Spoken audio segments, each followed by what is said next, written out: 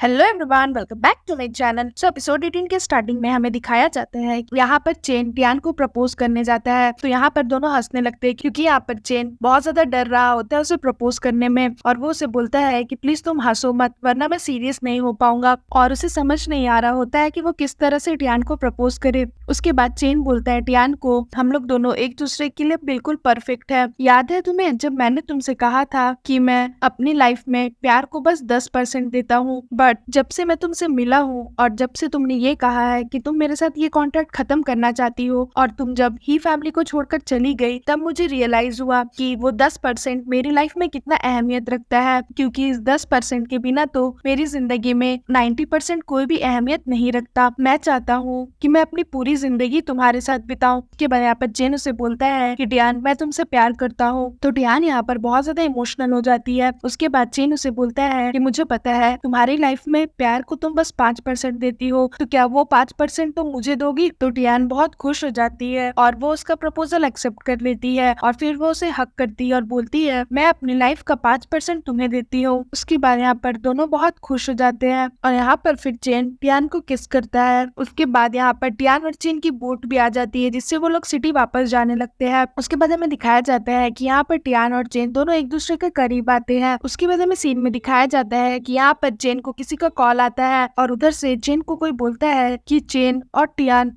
तुम लोग दोनों कब तक मुझसे छुपोगे। तो ये सुनकर चेन थोड़ा सा घबरा जाता है। उसके बाद हमें यहाँ दिखाया जाता है कि चेन को जो कॉल करता है वो कोई और नहीं बल्कि हीशान के दादाजी ही रहते हैं। तो चेन और टियान दोनों हीशान के दादाजी से मिलने आते हैं। यहाँ पर दोनों बहुत ज्यादा डरे रहते हैं क्योंकि यहाँ पर तो हीशान के दादाजी को यह पता चल चुका था कि वो नकली हीशान है। तो यहाँ पर चेन बोलता है ग्रैंडपा आप टियान को कुछ मत बोलिएगा, मैंने ही टियान को बोला था हीशान की एक्टिंग करने के लिए। उसने तो पहले ही मुझे बोल दिया था कि वो आपको धोखा नहीं देना चाहती और वो हीशान की एक्टिंग नहीं करना चाहती। तो यहाँ पर टियान बोलती है चेन तुम झूठ क्यों बोल रहे हो, और फिर वो ग्रैंडपा को बोलती है कि ग्रैंडपा ऐसा कुछ नहीं है, ये झूठ बोल रहा है, मैंने ही पैसों के लिए ये सब नाटक किया था क्योंकि मुझे पैसे चाहिए थे, मैंने ही आपको धोखा दिया है, चेन का इससे कोई भी लेना देना नहीं है। तो यहाँ पर ग्रैंडपा बोलते हैं तुम लोग दोनों ने मुझे सच बताने में इतना लेट क्यों किया, तुम लोगों को क्या लगता है कि तुम लोग ये सब छोटी मोटी एक्टिंग करोगे और मुझे पता नहीं चलेगा? मुझे तो पहले से ही पता था कि तुम नकली हीशान हो। तो ये सुनकर टियान और चेन दोनों शॉक्ड हो जाते हैं। उसके बाद यहाँ पर ग्रैंडपा अपनी स्टोरी बताते और बोलते हैं कि कुछ साल पहले मैं